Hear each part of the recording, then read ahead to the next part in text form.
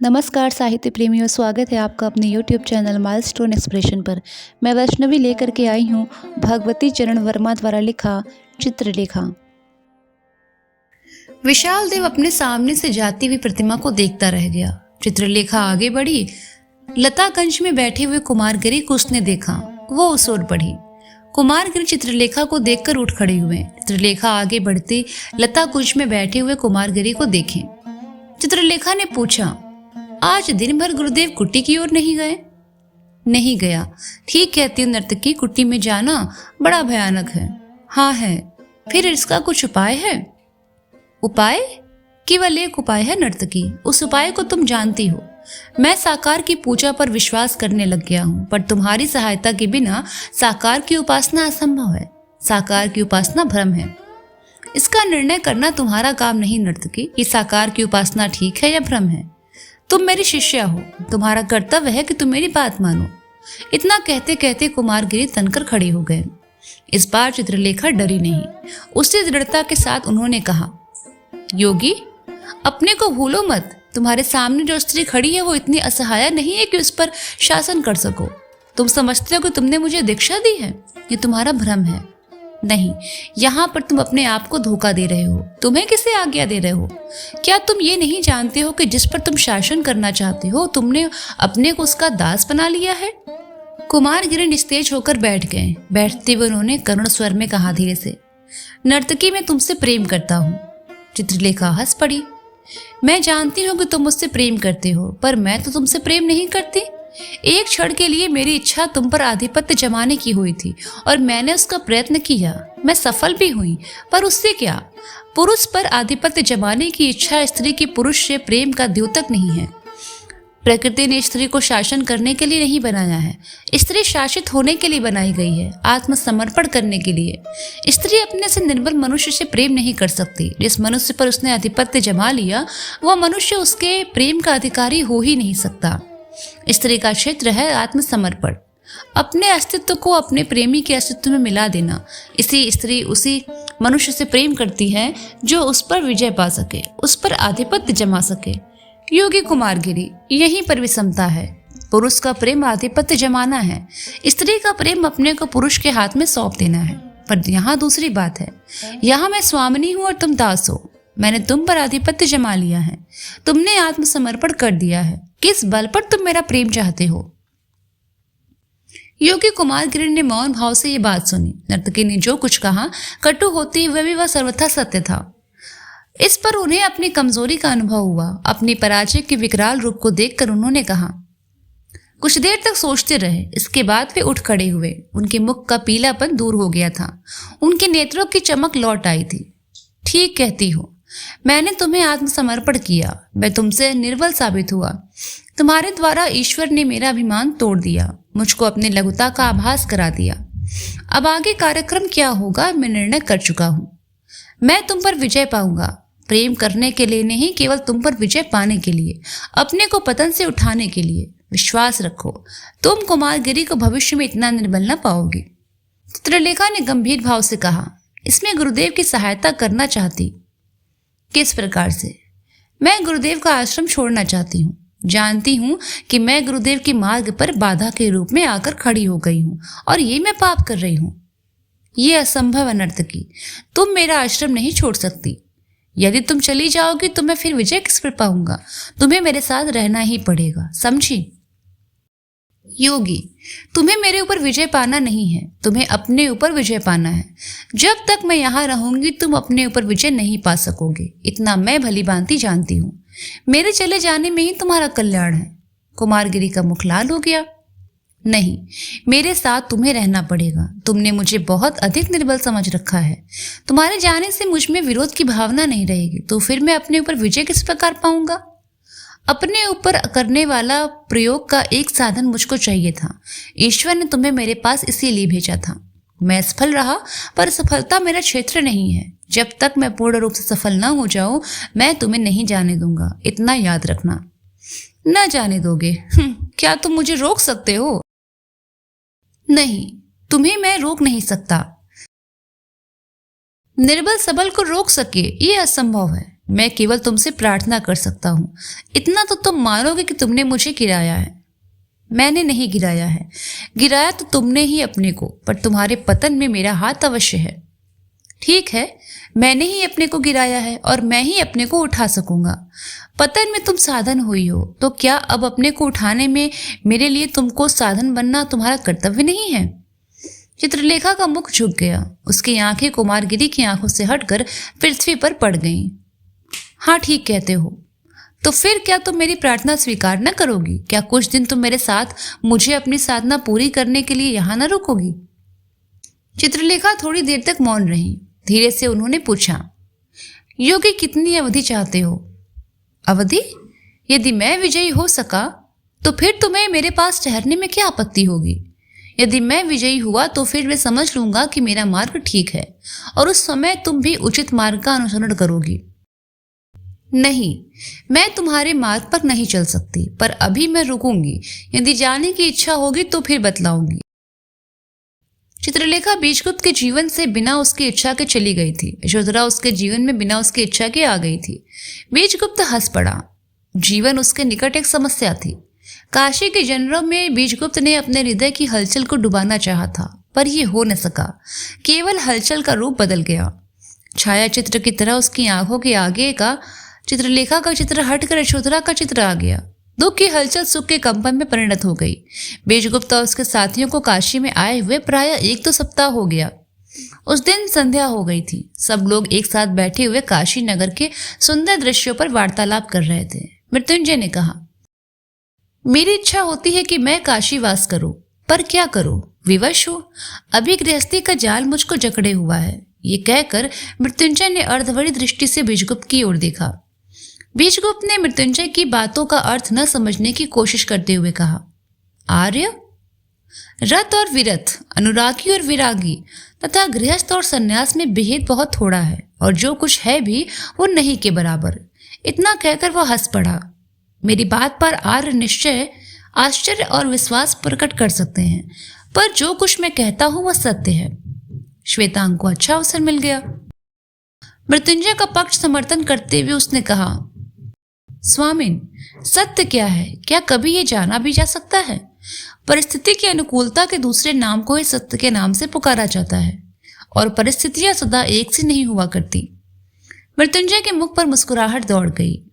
वत्स श्वेतांग, तुमने जो कुछ कहा यथार्थ होते हुए भी यह प्रश्न पर कोई प्रकाश नहीं डालता जो हमारे सामने है। आर्य बीजगुप्त, क्या आप अपनी बात को अधिक स्पष्ट कर सकेंगे? बीजगुप्त श्वेतांग के अनुचित उत्तर से मर्माहत सा हो गया था। उसने शुष्क स्वर में कहा, बात स्वयं स्पष्ट है। मनुष्य कभी वास्तव में विरागी नहीं हो सकता। विराग मृत्यु का द्योतक है। जिसको साधारण रूप से विराग कहा जाता है वह केवल अनुराग के केंद्र को बदलने का दूसरा नाम है। अनुराग चाह है, विराग तृप्ति है। बीजगुप्त की दृष्टि अचानक यशोधरा की ओर घूम गई। यशोधरा की दृष्टि बीजगुप्त की दृष्टि से मिल गई। थोड़ी देर तक मौन का साम्राज्य रहा। उस मौन में निर्जनता का सूनापन था, विषाद की छाया थी। श्वेतांग को छोड़कर कोई भी कुछ न सोच रहा था। श्वेतांग ने अनुचित बात कह दी थी। बीजगुप्त की बात का खंडन करके उसने अपराध किया था। श्वेतांग को उसका दुख था। यशोधरा ने श्वेतांग की ओर देखा। श्वेतांग का मुख पीला पड़ गया। वह श्वेतांग के मनोभावों को समझ गई। उस मौन को तोड़ते हुए यशोधरा ने कहा, आर्य बीजगुप्त, यहाँ कब तक ठहरने का विचार है? ठीक नहीं कह सकता। कभी इच्छा होती कि पाटलिपुत्र लौट पड़ूं, पर दूसरे ही क्षण यहाँ कुछ दिन और ठहरने को जी चाहने लगता है। इस बार मृत्युंजय की ओर देखकर बीजगुप्त ने कहा, आर्य, आपका कब तक ठहरने का विचार है? मृत्युंजय ने यशोधरा की ओर देखकर कहा, मेरी इच्छा की कोई बात नहीं है। यशोधरा की इच्छा से मैं यहाँ आया हूँ। उसकी इच्छा पर ही निर्भर है जाना। बीजगुप्त ने यशोधरा को देखा। वो मुस्कुरा रही थी। यशोधरा की उस दिन की मुस्कुराहट में एक इंद्रजलिक छवि थी। आज प्रथम बार बीजगुप्त ने यशोधरा के सौंदर्य की सुधा के वास्तविक रूप को देखा और काफी देर तक उसको देखता रहा। उस समय यशोधरा भी एकटक बीजगुप्त को देख रही थी। मृत्युंजय उस समय बाहर देखने लगा। श्वेतांग को यह घटना असहाय हो गई। स्वामी, क्या आज नगर पर्यटन करने का विचार नहीं है? बीजगुप्त चौंक उठा। उसने एकदम ही अपनी आंखें यशोधरा से हटा ली और यशोधरा ने भी अपनी आंखें श्वेतांग की ओर फेर ली। बीजगुप्त ने मृत्युंजय से कहा, आर्य, नगर में घूमने का क्या विचार है? आज तो इच्छा नहीं होती। श्वेतांग ने यशोधरा से पूछा। देवी यशोधरा, तुम चलोगी? यशोधरा हंस पड़ी। यहाँ बैठकर भी क्या करूंगी? विजगुप्त ने कहा, जाने की तो मेरी इच्छा भी नहीं है। तो फिर क्या आप आर्य श्वेतांग को मेरे साथ जाने की अनुमति दे सकेंगे? यशोधरा ने बीजगुप्त से पूछा। बीजगुप्त को अवश्य अपनी इच्छा के विरुद्ध कहना पड़ेगा। यशोधरा श्वेतांग के साथ चली गई। बीजगुप्त ने मृत्युंजय से कहा, आर्य, आप काशी में यज्ञ कराने वाले थे, क्या आपने विचार बदल दिया? मृत्युंजय हंस पड़े।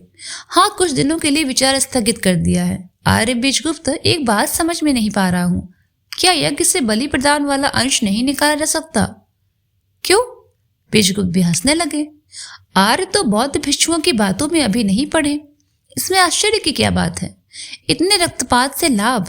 यह रक्तपात धर्म में ग्लानि ही पैदा करता है। जो कुछ बुद्ध ने कहा उसमें तथ्य अवश्य है, और शायद सत्य भी है, धीरे से बीजगुप्त ने कहा। थोड़ी देर तक दोनों मौन खड़े रहे। बीजगुप्त उठ खड़ा हुआ। आर्य, यहाँ जी नहीं लगता। यदि नगर में घूम आवे तो इसमें आपको कोई आपत्ति होगी? केवल चलने की कोई विशेष इच्छा न थी, आपत्ति का कोई प्रश्न ही नहीं। यदि चलना चाहते हो तो मैं तैयार हूं। नगर के कोलाहल से ऊबकर मृत्युंजय ने गंगा की ओर रथ फेर दिया। गंगा के किनारे नौकाएं तैयार थी। बीजगुप्त ने देखा कि श्वेतांग और यशोधरा एक नौका पर चढ़कर जाने वाले हैं। उसने पुकारा, श्वेतांग। श्वेतांग उस समय गंगा के वक्ष पर नाचती हुई नौकाओं को देख रहा था। उसने बीजगुप्त की आवाज नहीं सुनी। यशोधरा ने श्वेतांग से कहा, देखो, पिताजी के साथ आर्य बीजगुप्त आ रहे हैं। श्वेतांग ने अपना सिर घुमाया। उस समय तक रथ रुक गया था और बीजगुप्त तथा मृत्युंजय रथ से उतर पड़े। उस समय बीजगुप्त का आना श्वेतांग को बुरा लगा। उसका मुखमंडल विकृत हो उठा। उसने धीरे से कहा, नाश हो। पर यशोधरा ने सुन लिया। यशोधरा गंभीर हो गई। आर्य श्वेतांग, जीवन में संयम की बहुत बड़ी आवश्यकता होती है। श्वेतांग यशोधरा की इस गंभीरता से सहम गया। फिर उसने कहा, देवी, संयम और प्रेम में विरोध होता है। इस समय तक मृत्युंजय और बीजगुप्त पास आ गए थे। श्वेतांग के मुख से क्षोभ मिश्रित निराशा के भाव अभी तक दूर न हुए थे। बीजगुप्त ने उसके मुखांकित भाव पढ़ लिए। उसने कहा, श्वेतांग, तुम लोगों के चले जाने के बाद हम लोगों का चित्र नहीं लगा, हम लोग भी चले आए। एक रूखी हंसी हंसने हुए श्वेतांग ने कहा, मैंने स्वामी से पहले ही चलने को कहा था। सब लोग नौका पर बैठ गए और नौका गंगा की धारा में छोड़ दी गई। चारों ओर गंगा के वक्ष स्थल पर नौकाएं उतरा रही थी। कहीं गाना हो रहा था, कहीं बाजे बज रहे थे और कहीं लोग बातें कर रहे थे, कहीं लोग हंस रहे थे। यशोधरा ने कहा, आर्य श्वेतांग, तुम्हें काशी सुंदर लगता है कि पाटलिपुत्र? श्वेतांग ने कुछ देर सोचकर कहा, मुझे पाटलिपुत्र अधिक प्रिय है, क्योंकि पाटलिपुत्र का सा ऐश्वर्य यहाँ काशी में नहीं है। काशी तो विद्या का केंद्र है। और बीजगुप्त, तुम्हें? मुझे तो आजकल काशी अच्छा लगता है। यशोधरा ने फिर पूछा, आजकल क्यों? देवी यशोधरा, किसी भी स्थान का प्रिय लगना परिस्थिति की अनुकूलता पर निर्भर करता है। हम स्थान को पसंद नहीं करते।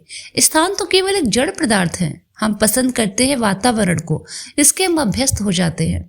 प्रत्येक व्यक्ति को वह स्थान से प्रिय होता है जहाँ उसका जन्म हुआ है, जहाँ उसका लालन पालन हुआ है। सदा वहीं पर रहने से उसके मित्र वहीं बन जाते हैं। हमारा जीवन जड़ पदार्थों से निर्मित नहीं है, वह निर्मित है चैतन्य से, व्यक्तियों से, जिनके संसर्ग में हम आते हैं। ऐसी स्थिति में यह स्वाभाविक है कि मुझे पाटलिपुत्र अधिक प्रिय हो, पर बात यहीं समाप्त नहीं हो जाती। एक ही परिस्थिति सदा सबको नहीं सुहाती। हमारी प्रकृति परिवर्तन चाहती है। परिवर्तन के लिए आवश्यक होता है कि हम कुछ दिनों के लिए दूसरी परिस्थितियों में जाएं। वे दूसरी परिस्थितियां तब तक हमें सुहाती हैं जब तक हमारी परिवर्तन की भावना पूर्ण रूप से संतुष्ट नहीं हो जाती। मेरी तबीयत काशी में नहीं भरी, इसीलिए मुझे अभी काशी अधिक प्रिय है। यशोधरा हंस पड़ी। आर्य बीजगुप्त, आप में एक विचित्र प्रतिभा है। आपके तर्क अकाट्य होते हैं। इस बार उसने श्वेतांग से हंसते हुए कहा, आर्य श्वेतांग, ज्ञान तर्क की वस्तु नहीं है। आप आर्य बीजगुप्त से सावधान रहिएगा। श्वेतांग ने हंसते हुए कहा, देवी यशोधरा, मैं आर्य बीजगुप्त का गुरु भाई हूं, तो मैं अपने गुरु महाप्रभु रत्नांबर से भी सावधान रहूं। यशोधरा ने हिचकिचाते हुए कहा, ये कैसे कहूं? बीजगुप्त ने कहा, क्यों नहीं देवी यशोधरा, ये भी कह सकती हो।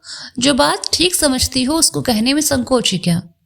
नहीं, संकोच की कोई बात नहीं है आर्य बीजगुप्त। आपके विषय में सब कुछ कहती हूँ। क्योंकि मैं आपसे इतने घनिष्ठ हूं कि मुझे आप में और अपने में अधिक भेदभाव नहीं दिखता। पर महाप्रभु रत्नांबर पूज्य हैं। बीजगुप्त ने एक यशोधरा की ओर देखा। उसकी आंखें यशोधरा से आंखों से मिल गई थी। दोनों एकटक कुछ देर तक देखते रहे। यशोधरा की आंखों में लज्जा न थी, संकोच न था। एक सुषमा थी, स्पष्टता थी, निश्चल भाव था। बीजगुप्त की धमनियों में रक्त तीव्र गति से प्रवाहित होने लगा। हृदय धड़कने लगा। सारे शरीर में कंपन सा दौड़ गया। बीजगुप्त ने यशोधरा से अपनी आंखें हटा ली। श्वेतांग की आंखों से उसकी आंखें मिल गईं। श्वेतांग की आंखों ने कह दिया कि वह बीजगुप्त किस भावना को समझ रहा है। बीजगुप्त को अपने ऊपर कुछ क्रोध हुआ और श्वेतांग के ऊपर भी। श्वेतांग, स्वामी। बीजगुप्त संभल गया। कुछ नहीं। अरे हाँ, हम लोगों को यहाँ आए हुए कितने दिन हो गए। श्वेतांग समझ गया कि बीजगुप्त जो कुछ कहना चाहते थे वो नहीं कह पा रहे हैं। उसने कुछ गणना करके बतलाया, 8 दिन। तो अब पाटलिपुत्र लौट चलना उचित होगा। इस बार उसने धीरे से कहा, इतने धीरे से कि केवल श्वेतांग ही सुन सके। चित्रलेखा को भूलना असंभव है। पाटलिपुत्र चलने का प्रबंध करो। बीजगुप्त के इस अचानक विचार परिवर्तन से श्वेतांग को प्रसन्नता हुई। मृत्युंजय और यशोधरा को आश्चर्य हुआ। मृत्युंजय ने कहा कि क्या आर्य बीजगुप्त का वास्तव में लौट चलने का विचार है? बीजगुप्त ने सिर नीचा कर लिया। आर्य मृत्युंजय, मुझे क्षमा करिएगा। मुझ में बहुत बड़ा अवगुण है कि मैं अपनी प्रेरणाओं पर अधिक अवलंबित हूँ। मैं नहीं जानता कि 1 घंटे बाद मैं क्या करूँगा। इस समय एकाएक मुझे पाटलिपुत्र की याद आ गई और काशी एकदम मुझे काटने लगा। काशी में एक पल रहना भी मुझे अब बड़ा कष्ट साध्य होगा। यशोधरा ने पूछा, तो कब चलने का विचार है? हम लोगों को भी प्रबंध करना पड़ेगा। आर्य बीजगुप्त, प्रेरणा पर काम करते समय दूसरों की सुविधा पर भी ध्यान देना मनुष्य का कर्तव्य है। बीजगुप्त का मुख लज्जा से पीला पड़ गया। ठीक कहती हो देवी यशोधरा, मुझे क्षमा करना। तुम्हारी सुविधा पर ही मैं अवलंबित हूँ, इतना विश्वास रखिए। जब तुम उचित समझो तभी मैं चलूंगा। नहीं आर्य बीजगुप्त, मुझे कोई असुविधा नहीं। मैंने तो केवल साधारण सी बात कही है। आपको कष्ट न हो, हम लोग कल संध्या तक लौट चलने का प्रबंध कर लेंगे। कुछ सामान मोल लेना है। आर्य श्वेतांग के साथ मैं बाजार से सामान कर ले आऊंगी। बीजगुप्त को अपने ऊपर आश्चर्य हुआ। वह बिना जाने हुए यशोधरा की ओर आकर्षित होता जा रहा था और संभवतः वह यशोधरा को अपना भी लेता यदि उस दिन श्वेतांग की मुखांकित भावनाओं ने उसको सावधान न कर दिया होता। वह काशी आया था अपने दुख को भूलने के लिए, अपनी हलचल को दूर करने के लिए। पाटलिपुत्र में रहकर, चित्रलेखा के निकट रहकर, अपने ऐश्वर्य की परिस्थितियों में रहकर उसके हृदय का घाव अच्छा नहीं हो सकता था। पाटलिपुत्र में उसने यही सोचा था। यही सोचकर वह वहां से निकला था। विराग की भावना उसे वहां तक खींच लाई थी। एक लक्ष्यहीन पथिक की भांति वह घर के बाहर निकल पड़ा था। लक्ष्यहीन पथिक? बीजगुप्त की विचारधारा बदल गई। क्या कोई भी व्यक्ति लक्ष्यहीन है? अथवा लक्ष्यहीन होना व्यक्ति के लिए कभी संभव है? शायद हाँ। एक दूसरा भी है। कोई भी व्यक्ति बता सकता है कि वह क्या करने आया है, क्या करना चाहता है और क्या करेगा। नहीं, यही तो नहीं संभव है। परंतु मनुष्य परिस्थितियों का दास है, लक्ष्यहीन है।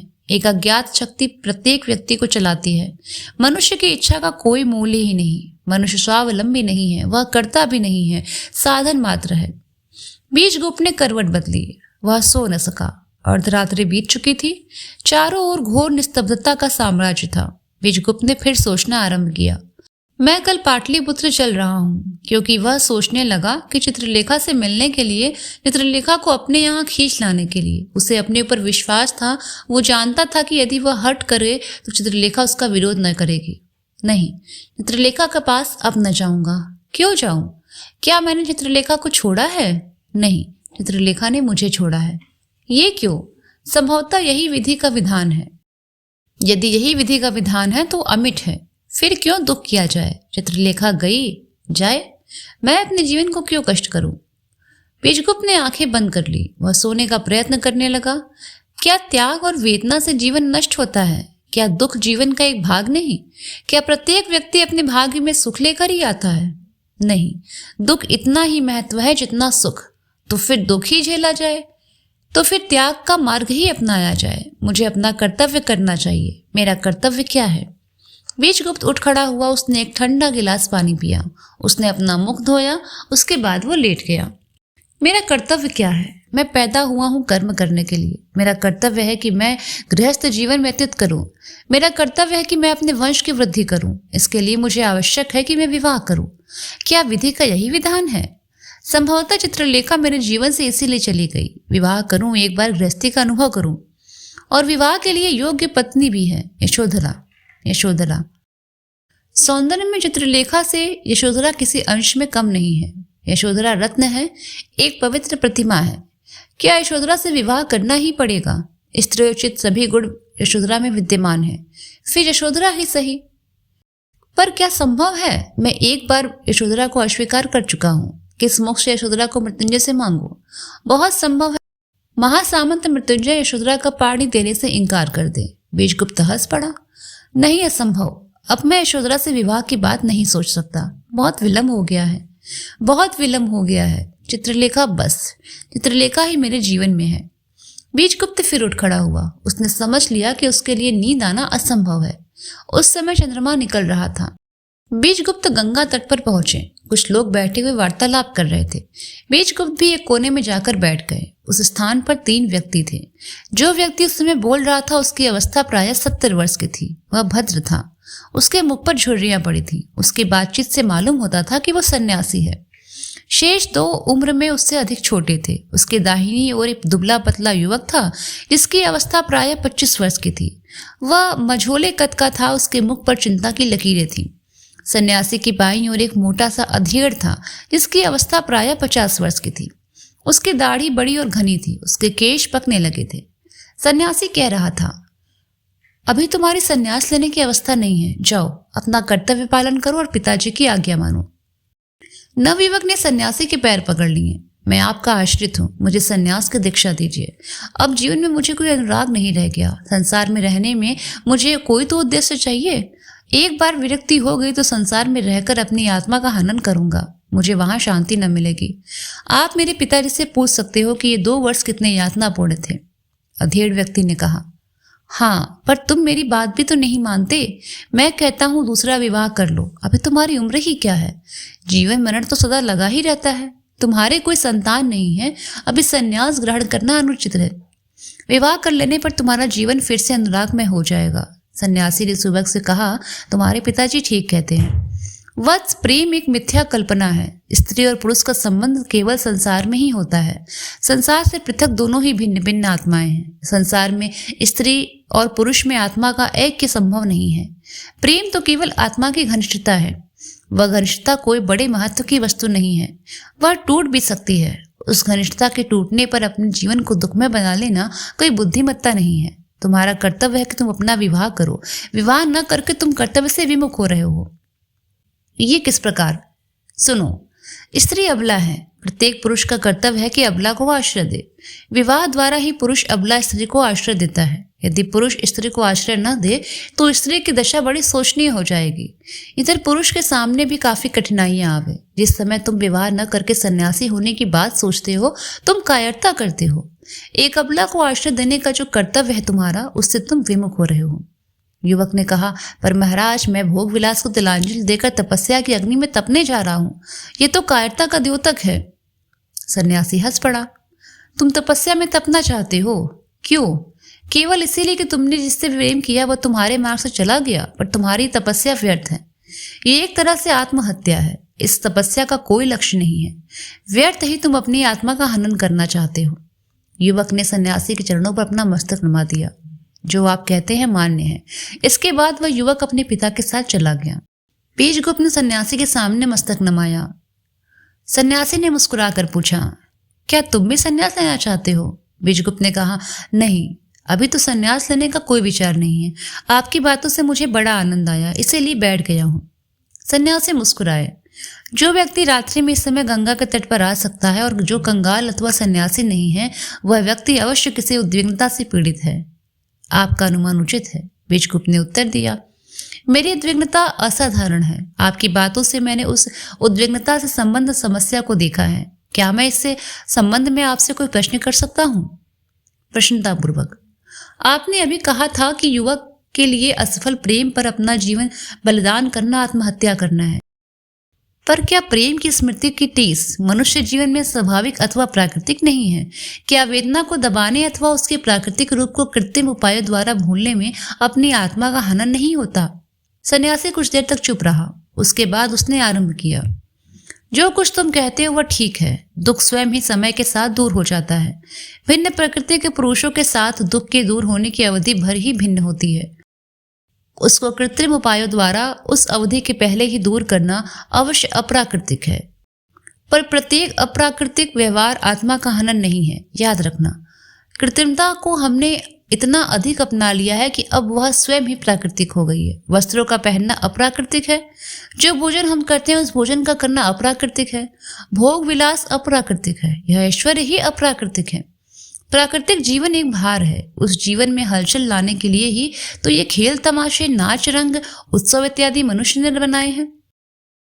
और अब हम इन्हीं सबको जीवन कहने लगे हैं। दुख को कृत्रिम उपायों द्वारा दूर करना भी आत्मा का हनन नहीं है, क्योंकि यह यद्यपि अप्राकृतिक है पर स्वाभाविक है। धन्यवाद। बीजगुप्त उठ खड़ा हुआ। आपने मेरे मस्तिष्क से एक भार हटा दिया। आपकी बातों से मैं अपना कर्तव्य निश्चित करने में समर्थ हुआ हूँ। विदा। इतना कहकर बीजगुप्त वहां से चल दिए। प्रातःकाल का समय हो रहा था। पूर्व दिशा में हल्का सा प्रकाश हो रहा था। पक्षियों ने उड़ना आरंभ कर दिया था। बीजगुप्त लौट आया। लौट कर वह सो गया। जिस समय वह सोकर उठा दिन दोपहर चढ़ गया था। श्वेतांग के साथ यशोधरा आवश्यक चीजें खरीदने बाजार चली गई थी। नित्य कर्म से निवृत्त होने के बाद बीजगुप्त मृत्युंजय के पास आया। मृत्युंजय ने बीजगुप्त को देखते ही कहा, आर्य बीजगुप्त, आज आप बहुत विलंब से उठे। क्या रात्रि के समय आपको अच्छी तरह नींद नहीं आई थी? हाँ, मैं रात भर सोचता रहा। क्या सोचते रहे? भावी जीवन के विषय में कुछ सोचता रहा। मृत्युंजय किंचित मुस्कुराए। जीवन से चित्रलेखा के निकल जाने के बाद भावी जीवन पर विचार करना स्वाभाविक है। आर्य बीजगुप्त कुछ निर्णय भी लिया? मृत्युंजय की मुस्कुराहट में छिपे हुए व्यंग से बीजगुप्त तिलमिला उठे। अपनी बात कहते हुए रुक गए। अभी कुछ निर्णय नहीं किया, पर शीघ्र ही कुछ न कुछ निर्णय करना होगा।